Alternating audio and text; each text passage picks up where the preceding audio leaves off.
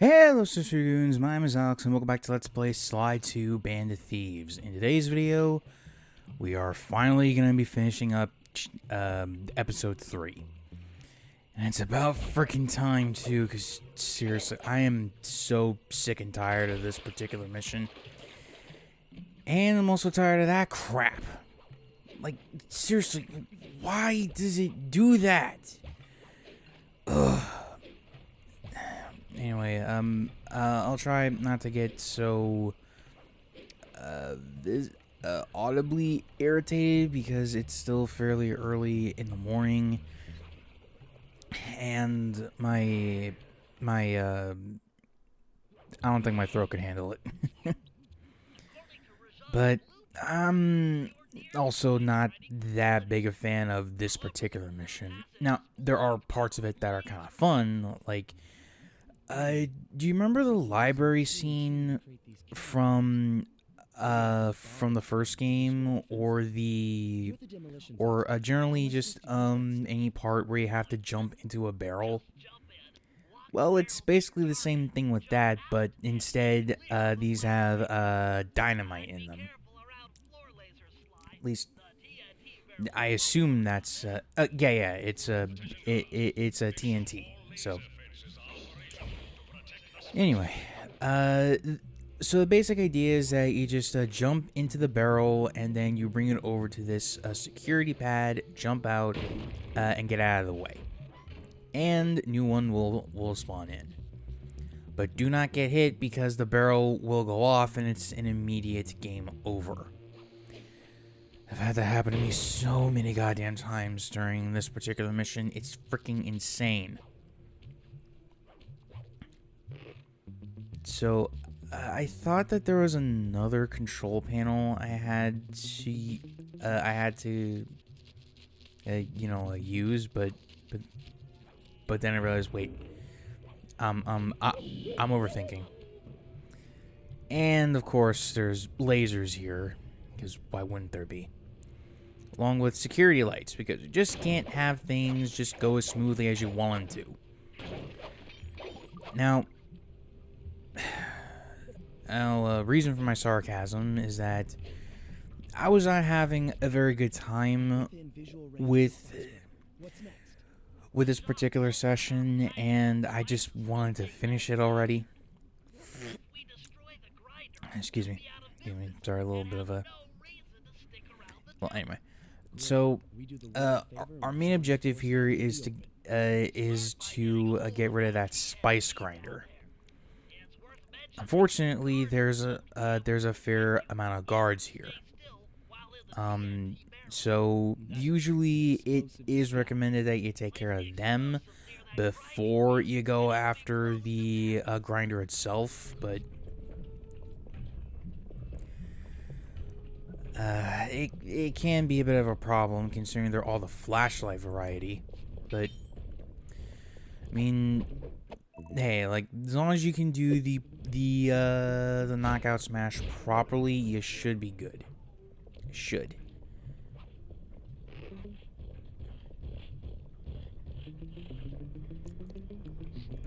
And yeah, you also gotta avoid what the other guard. And this was one of the earliest examples of me kind of screwing up because, well, if you're not moving, they won't spot you, but... Or no, it won't. Sorry. If you are in a certain spot, the guards just won't, walk past you. You know, it's like, what's the word I'm looking for? It's like they just don't get the idea to walk around an obstacle that's in their way, and they just have like a set program, you know? But anyway, so the idea is to take care of the... Well, you use one barrel in order to break the security lock down here.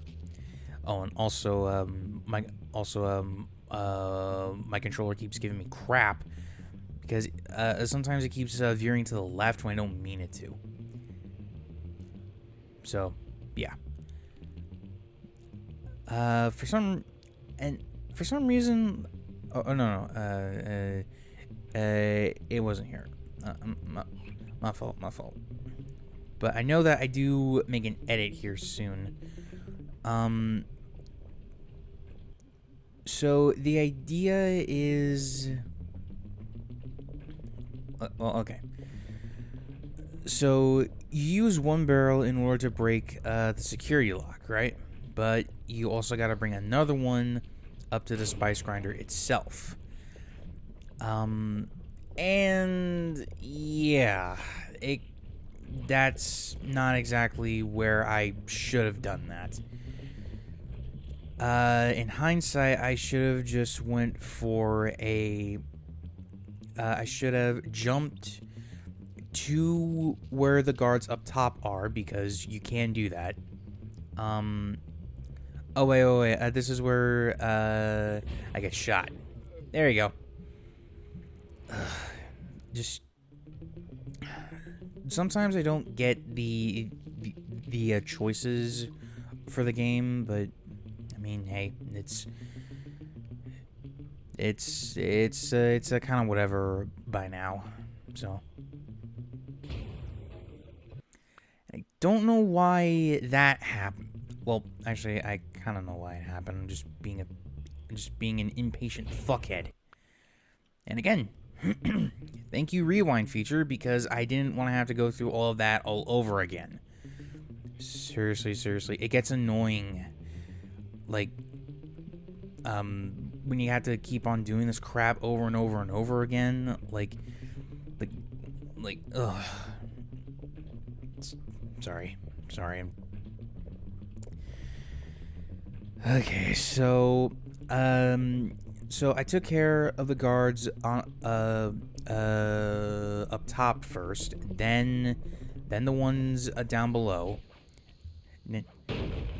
Now you jump out of the barrel when you put it next to the spice grinder, and there you go.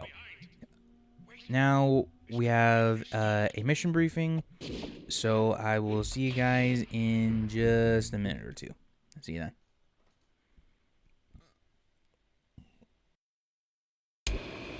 Partial flooding didn't work, so it's time to go the distance.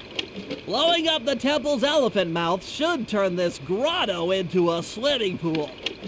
I'll cover Murray from the chopper's gun turret while he pries the mouth open. Once that's done, Sly will need to walk the Cherry Bomb 500 into the throat. Then get to high ground as fast as you can. Rajan is sure to show up and be extra angry. Jump him, snag his half of the clockwork heart, and we're out of here. And it all comes together, right? Well, sort of. So like what Bentley said, we gotta draw, we gotta make the power play to get Rajan out of his hideout. And the main way to do that is by essentially flooding the place and drying up the grotto in the middle of the map. And everybody has a part to play. Murray is going to be the guy who makes an opening. Bentley is the one who gives him cover, and Sly is the one who brings up the bomb, essentially, right? And of course, I did get a little turned around, but you know, that's just me at this point. So I ain't even mad. And I love that. And I love that knockout that Murray does. It can be used on almost anybody, especially if they see you, which is amazing. But oh well. And thank God, like, alarms don't go off during mandatory cutscenes or anything like that. And what the hell happened to Murray? Oh boy. Well. There. So, yeah. This mission is gonna take up most of the video, but I mean, thankfully, this is like the last thing that we gotta do here before we get the clockwork heart. And yeah, you do need to take care of a few enemies, but it's not that big a deal. It's Murray. Murray can like two-shot most of the enemies here anyway, so. Now, if you remember the turret section, well, okay. First of all, this is gonna be very dizzy because the chopper that that we used, I believe, in the last video. Yeah, that is still in the tower, and it is wobbly as hell, and it kind of distorts your aiming even more. And it's not that great. Basically, what you're doing is that you're shooting these bombs so that way Murray can find his footing and open up the mouth. I believe this is the only time that you do it. I think it's been a while since I've seen the footage. But again, kind of like the chopper section, this is very, very annoying because you are constantly moving and your aim is being, well, actually, you're constantly moving and your targets are pretty small. Okay, like that is one thing I will not excuse. If you're gonna have a target, it should be fairly big, not so fucking pint size, you know? But anyway, so now we need to hit all of the face buttons in order to open up this little entrance. It's sort of like what we did back in episode 2. Now it's up to Sly. He's gotta bring the Cherry Bomb 500 over to Murray. If I can actually find him, because, like, again, I don't like how this game, well, I don't like how this level, essentially level, I don't like how it tries to, I don't like how it covers where you're supposed to go with the foliage. I get it's PS2, but there's a lot of things you could have done better here. At least I'm pretty sure you could have done things better here. And of course I died because of the freaking snake. And that really made me kind of hate the snakes in this chapter, because holy shit, you never know when they are gonna pop up and just fucking blah, you know?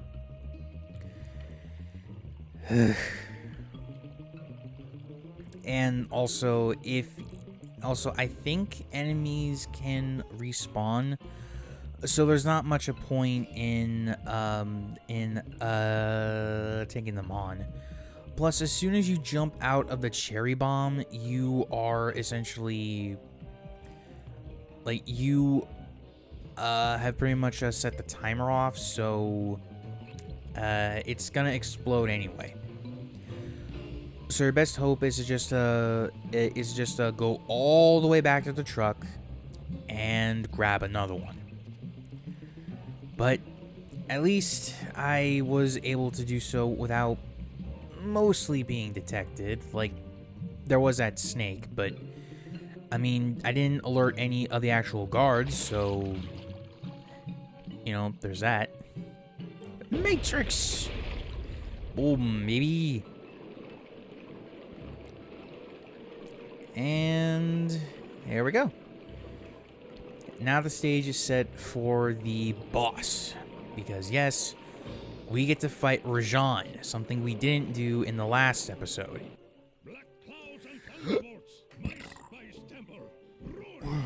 Sorry about that. Sorry. Anyway, So, with that said, after a wee bit of trash talk,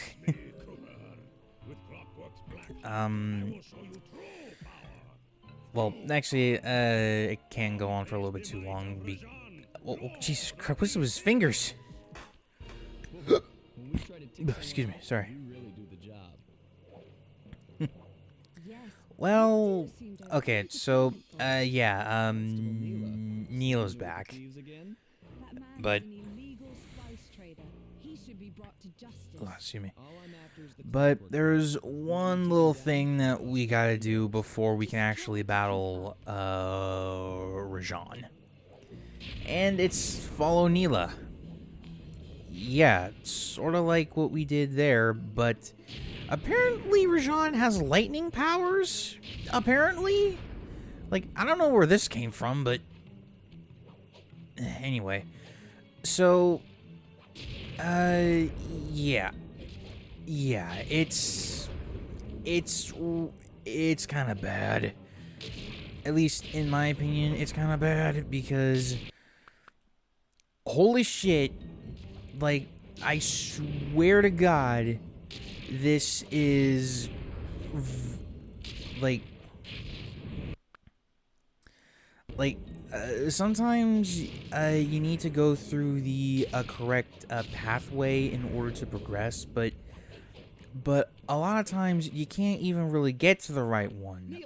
Though we'll say if you take your time with it, it's not terrible. And of course, and now one of the biggest twists. Neela was playing us. So now it's up to Murray to battle Rajan.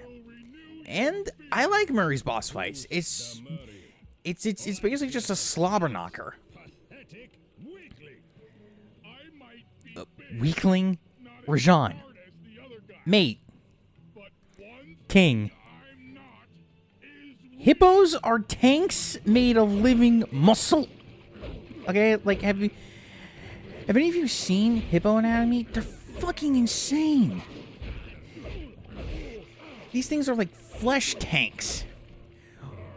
Why do you think Murray's so fucking stacked? But anyway, so this is the basic fight. This is the game. Well, this is the basic fight for Rajan. The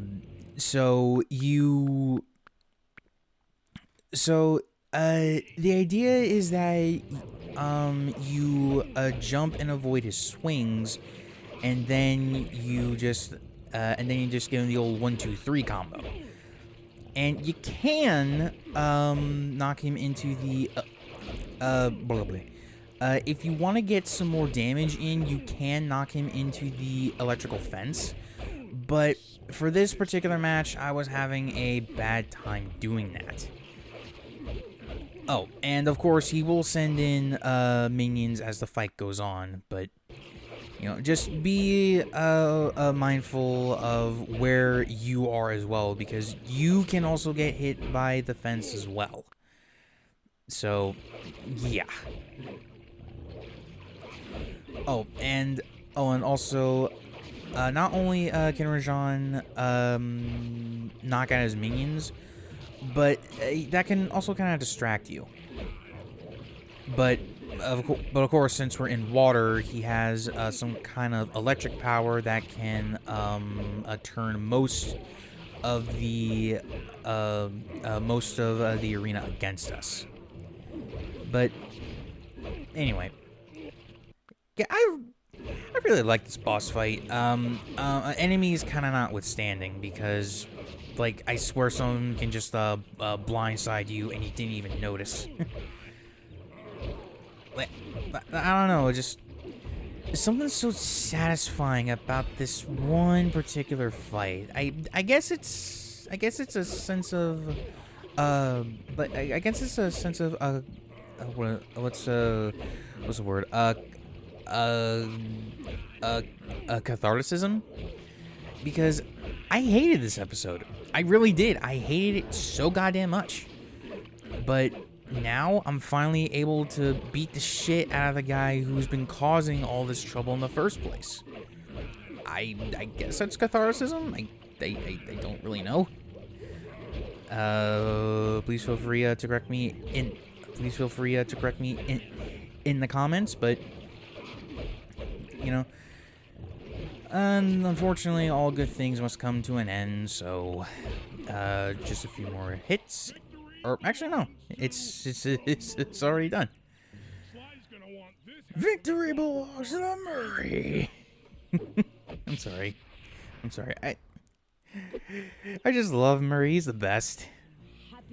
Everybody needs a Murray in their life, you know?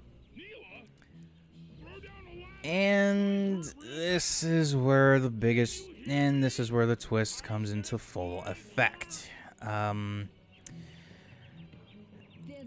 Remember the Contessa? Yeah.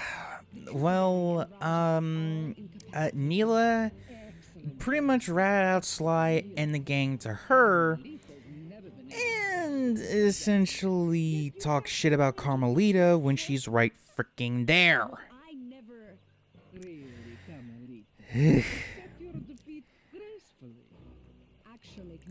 Freaking bitches, I'm telling ya. Oh, and also Nela proves she doesn't have any loyalties to anybody because she also accuses Carmelita of being in a relationship with Sly, with the picture of the title card for last chapter, believe it or not. Yeah, so I think you can tell exactly where the story is gonna head for those who are new to Sly Cooper, but I'll give my final thoughts on the episode in just a sec, because we got a cutscene coming up. I will see you guys in just a minute. Double-crossing Cockney liar!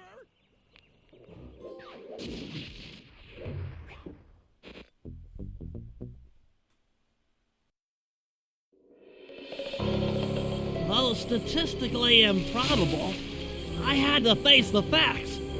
Nela had betrayed us, my teammates were captured, and I was all alone. While intellectually inferior, Sly and Murray had always been a rich source of sociological interest. The long walk out of the jungle gave me time to reflect, and with each passing step, my sense of isolation grew. Shockingly, my comrade's absence had a profound emotional effect on me. This was it. This was the true test of friendship. Upon reaching the van, my resolve was hardened. I had to save my friends. But first things first, I had to learn how to drive a stick shift. Sorry, this is just too funny. It's too funny. Oh my god. You can tell that Bentley is not very comfortable driving. It's like, oh, lively. But anyway, so yeah, that was episode 3. And I don't like this one. Like, honest to God, I don't like it. Like, it feels like it's too dark of a map. Environmental stuff gets in the way of you figuring out where you're supposed to go. You're kind of sort of punished for wanting for your curiosity and not knowing exactly where to go. And the clues. Oh my god, the clues. Like, why could I not jump on certain things in order to get them? Come on. Like, I think it was a thing in the PS3 version. Why not here? I get it, running off the original PS2 coding and all that. That's why the aspect ratios are the way that they are, but come on. Plus,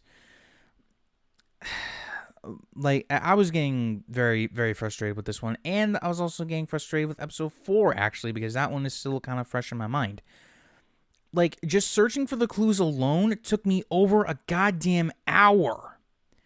I am not freaking kidding you. It took me over an hour to find the ones in episode 4, but we'll cross that bridge on later this week. So, yeah.